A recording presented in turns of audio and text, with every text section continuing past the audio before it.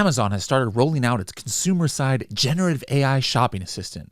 FedEx making an e-commerce marketplace. Walmart's sponsored brand ads and video ads have a beta launch. A first ever Helium 10 workshop in Germany next week. This and more on today's episode of the Weekly Buzz. How cool is that? Pretty cool, I think.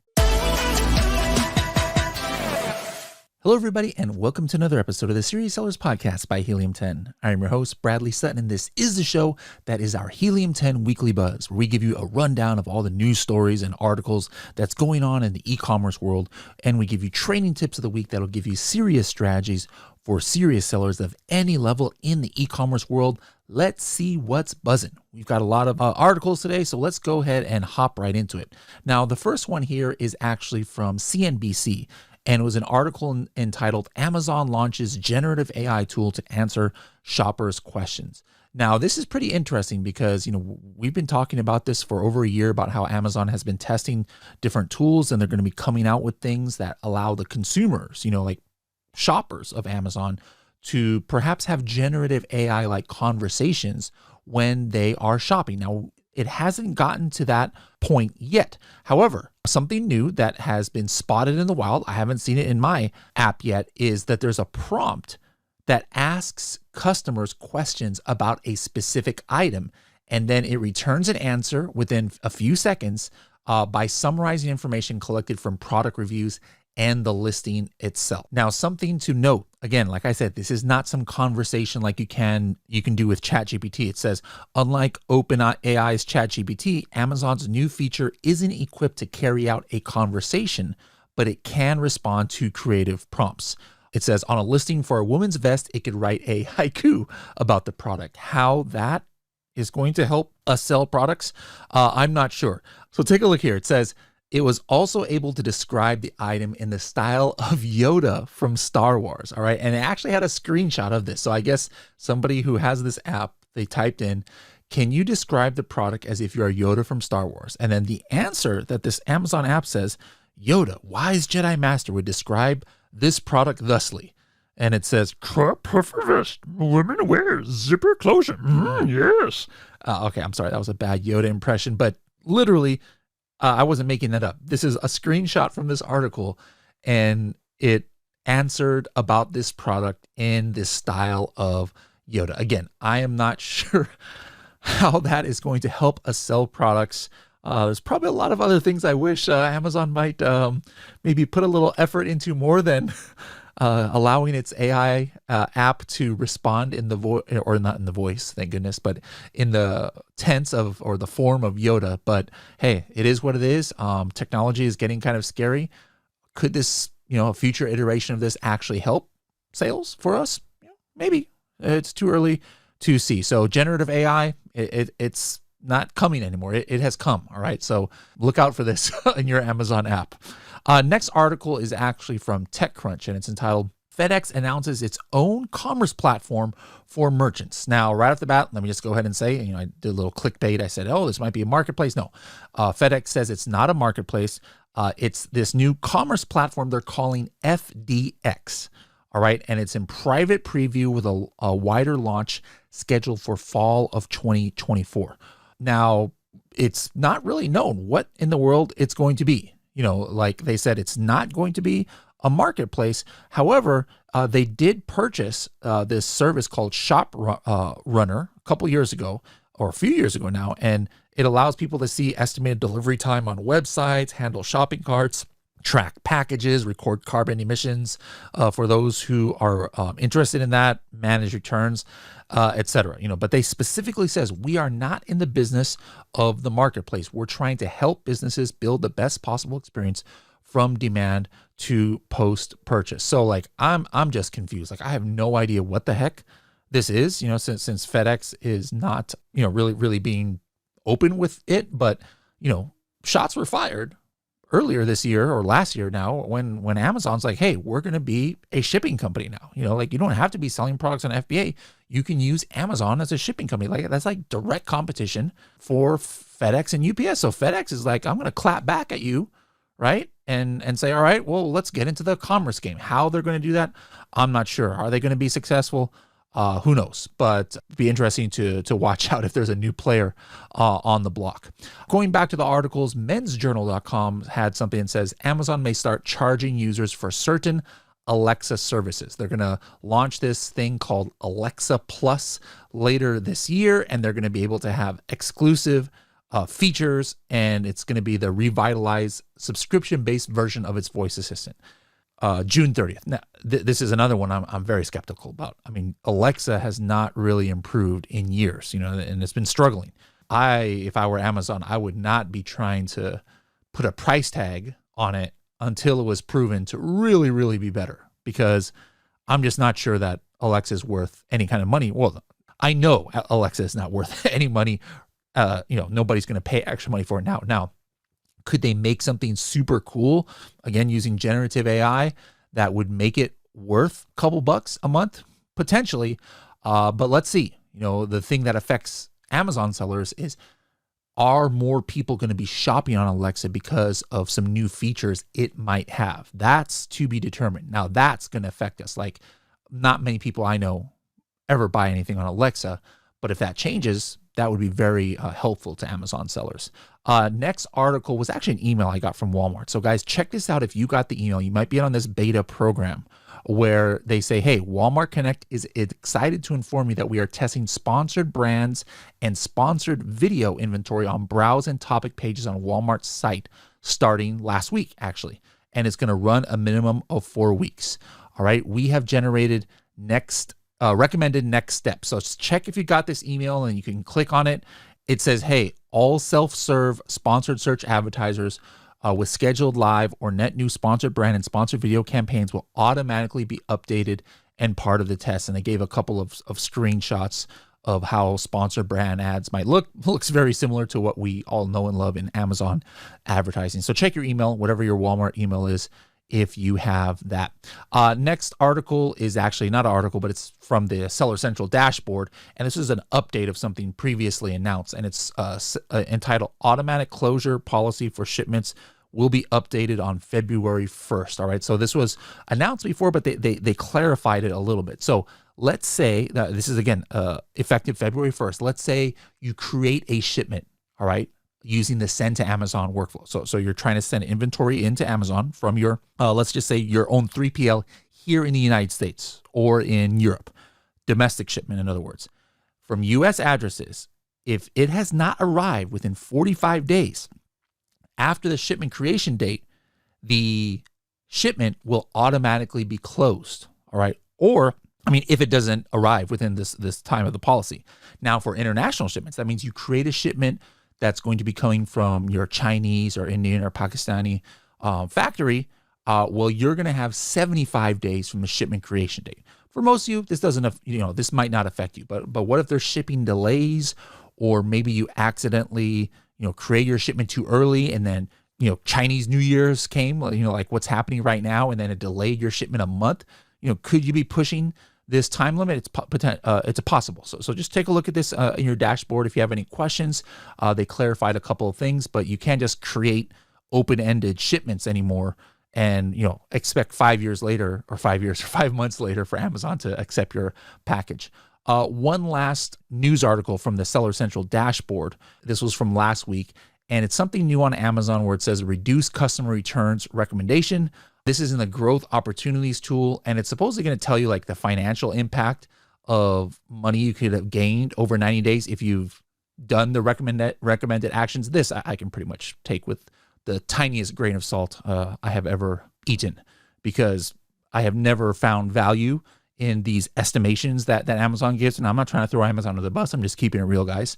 But I haven't seen anything that gives me faith that this algorithm is going to work. That being said, the reason why I'm bringing this up is because there's going to be some recommendations that's going to have. Now, this could be potentially, beneficial.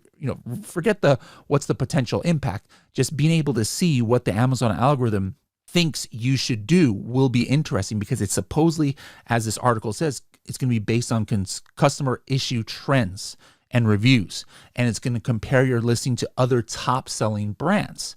Now, that is something I could see that could be helpful, where, hey, here's a brand that has a similar product and it's really selling well, and they've got like this field filled out that you don't have filled out. Now that could be beneficial. The other thing that seemed interesting, but again, I'm skeptical on, is it said, hey, find out whether placing content in the title, bullets, or product description of your detail pages will have the greatest impression on customers. If they're just making this up, like I'm pretty sure that us experienced Amazon sellers probably know better than Amazon as far as how the algorithm works, as far as things like this. But again, if they've got some advanced new information that is coming out, this could be a potential way to have insight into the Amazon algorithm. All right, so look out for that on your dashboard as well. Last thing, again, next week, Shivali and myself will be in Germany, Frankfurt, Germany. We are going to be at our very first ever all-day event that Helium 10 is doing together with AVASK. So if you'd like to attend, go to h10.me/AVASK Germany.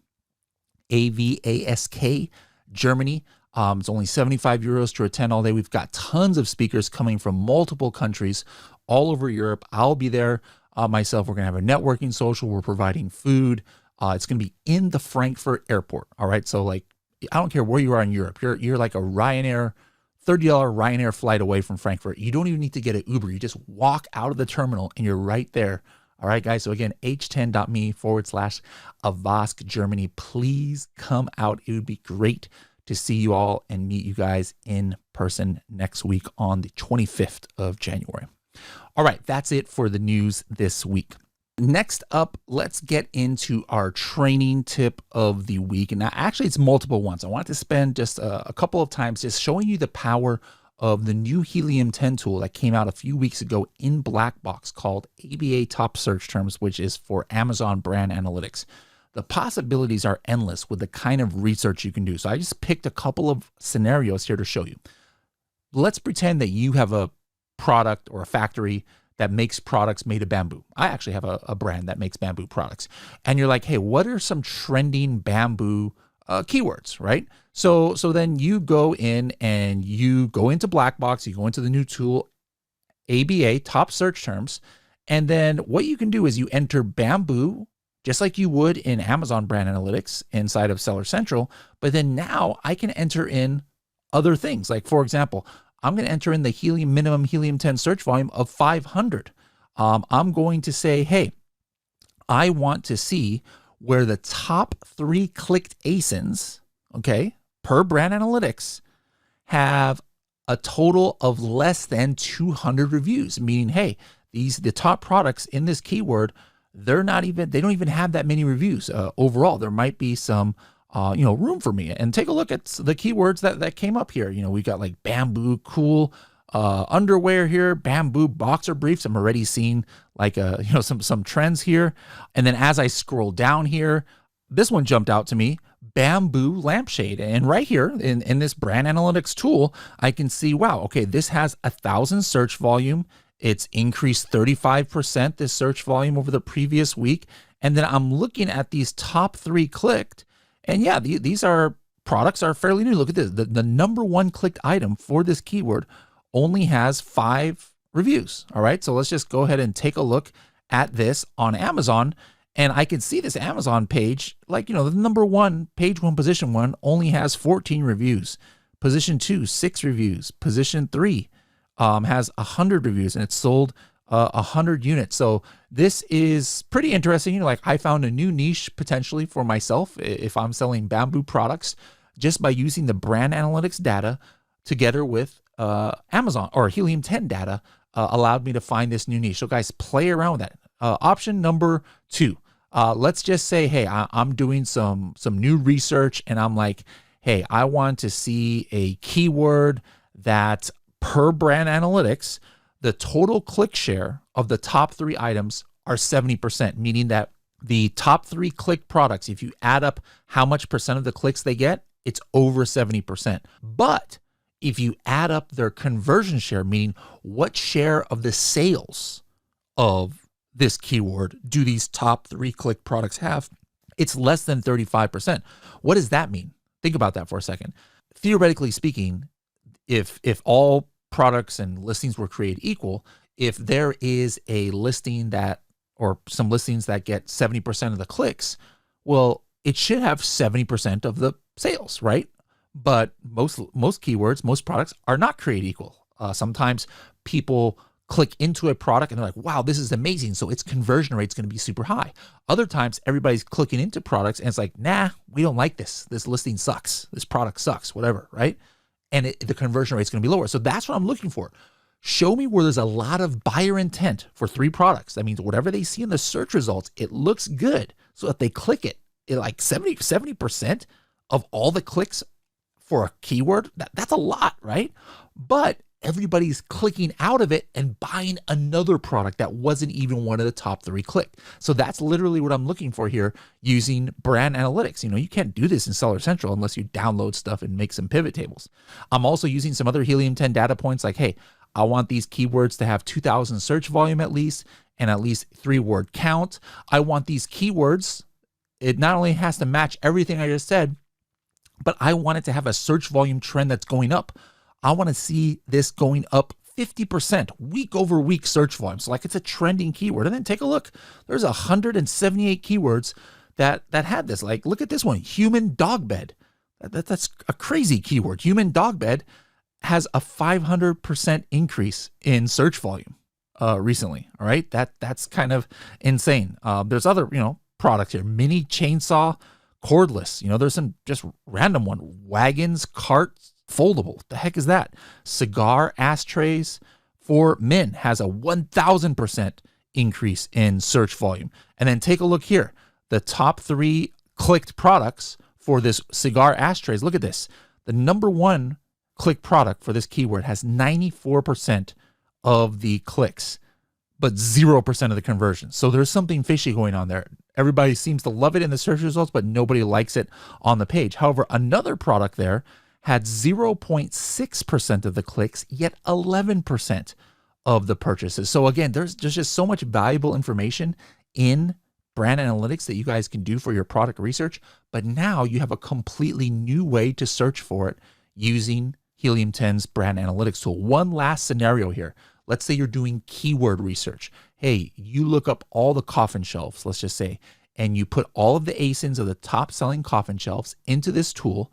And basically what you want to see is, hey, where did any of these products show up as one of the top 3 clicked for any keyword?